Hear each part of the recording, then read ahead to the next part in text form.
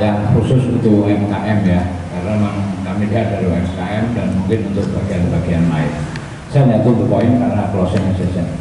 Yang pertama, saya pelaku usaha sejak tahun 1991 saya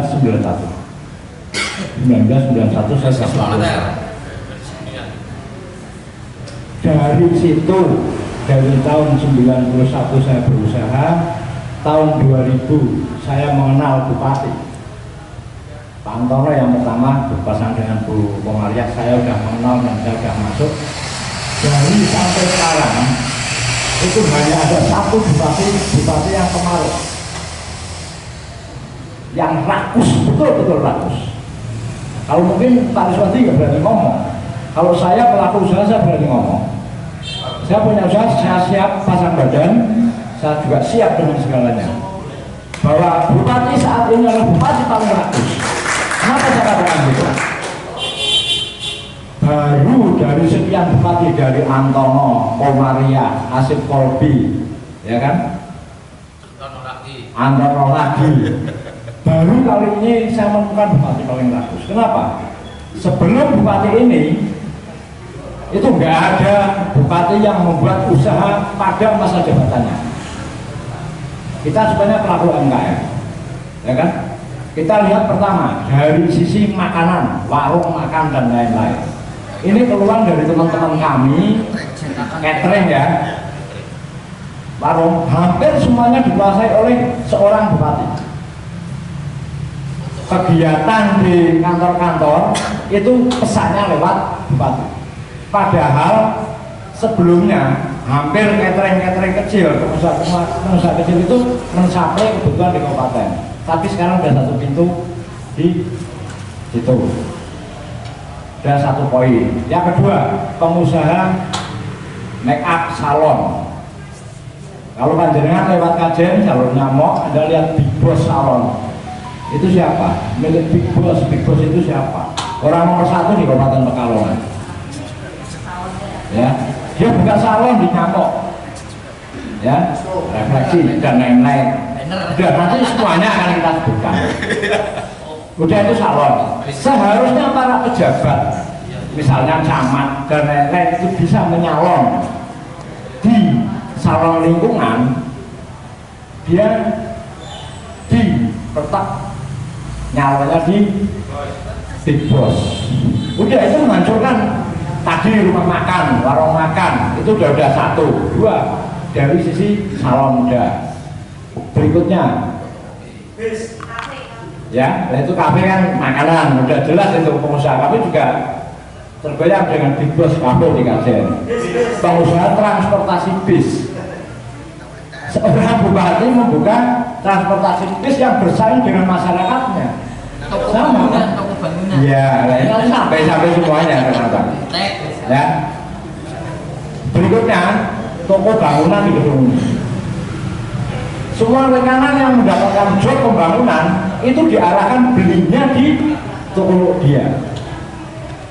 Kenapa saya berani katakan rakus? Saya siap, mau direkam silakan. Ini Mas Peng yang mengatakan bupati sekarang rakus. Saya siap. Ya. Berikutnya, sekarang baru saya dengar bahwa Big Boss juga mau membuka toko ATK di gedung ini. Ini masih proses pembangunan untuk membuat toko ATK. Wes gawe Pak percetakannya. Ini belum percetakan nanti ya, nanti urusannya dengan saya itu masalahnya. Masalah itu kan itu menyangkut usaha dari masyarakat, dari warganya, ya kan? Percetakan, dia buka digital printing. Hampir semua pekerjaan Pemda, menurut saya jujur, ada Pak Rizkut. Sebelum ini saya masih punya antara 40%, 30% pekerjaan dari Pemda bersih, karena Big Boss membuka percetakan dan digital printing juga betul bersih. Saya nggak ada, bisa tanya semua kantor. 3,5 tahun saya tidak menginjak seda, betul. Hari kita ada, apalagi rumah dinas. Saya masuk ke seda pertama apa dia jadi itu karena saya orang media. Saya datang bersama teman-teman. Ketika saya masuk ke ruangan, HP wajib ditinggal tas wajib ditinggal. Padahal mohon maaf saat itu saya datang ke orang media, orang resmi itu harus ditinggal. Pakai rumah Ini ya. sakit, pakai rumah sakit, parkiran. Iya. Ya ini semuanya parkir rumah sakit sekarang sudah dikuasai. Mungkin yang belum tahu itu outsourcing tenaga kerja. Saya juga punya usaha outsourcing. Sama dia, saya mengatakan kalau beliau terlalu tinggi bagi saya. Dia itu loh. Dia itu membuka PT outsourcing yang menangani tenaga kerja di Kabupaten Pekalongan. Begitu rakusnya dia akan mengambil harta-harta di Kabupaten Pekalongan. Maka mohon maaf, saya orang Pekalongan. Saya pelaku politik sejak sebelum Pak Riswadi ada. Saya sudah pelaku politik. Sejak 92 saya sudah ada sebagai pelaku politik. Bahkan 89 saya sudah ada berurusan juga dengan Polres, dengan Kodim, saya sudah itu masa lalu. Maka saya nggak takut. Dari yang saya sampaikan tadi, usaha-usaha yang harusnya kita semua warga Kabupaten Pekalongan mendapatkan income dari kegiatan itu, semuanya sudah diambil oleh dia, orang yang rakus ini. Lalu pertanyaan berikutnya, uang hasilnya larinya kemana? Ke bapak-bapak, ibu-ibu, tetangga? Nggak ada kan? Uang rakyat saja tidak, uang rakyat kan sih bawa duit, kelas bupati kan ketemu bawa duit gitu loh. Enggak. Maka uangnya larinya kemana? Ke Jakarta. Bagaimana masyarakat Kabupaten Pekalongan akan lebih maju dengan pendapatannya ketika hartanya kita dibawa ke sana?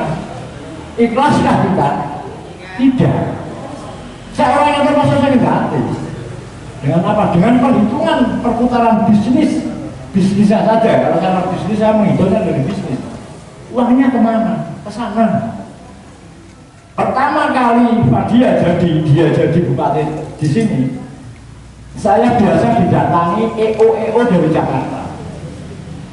Saya sakit, kalau saya juga Mas pengen mau buat ini gimana caranya? Anda dari mana? Dari Jakarta. Ada kegiatan apa? Kita mau adakan apa namanya, yang jalan-jalan itu. Ada kegiatan di kabupaten. EO-nya semua dari Jakarta.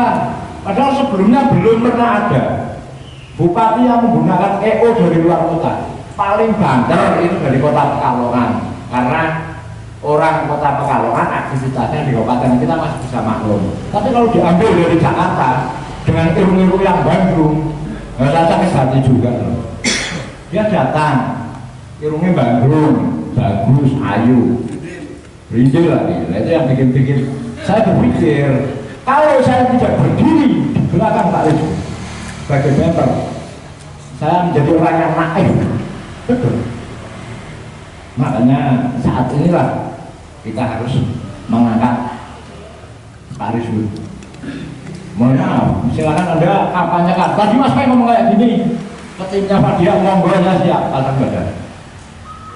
Yang ngomong saya, Pak Dia buka warung, buka ini kayak gini, kekayaannya bawa ke sana. Yang ngomong Mas Pai siap, saya ada di sini. Begitulah mungkin motivasi yang saya berikan untuk teman-teman UMKM. Marilah kita bersama-sama, ya kan, lawan kerakusan itu, lawan kerakusan itu. Harta yang bisa mengelola adalah milik kita. Maka inilah pemimpin yang ada untuk rakyat, yang hadir untuk kita. Saya kira itu saja. Semoga kita bisa memberikan motivasi pada teman-teman kita di luar. Kalau hanya yang ada di sini cukup bisa kita hitung 50-30 suara. Tapi suara teman-teman kita di belakang itu yang akan membantu kita, membantu kepemimpinan Kabupaten Pekalongan agar lebih baik. Terima kasih. Wassalamualaikum warahmatullahi wabarakatuh.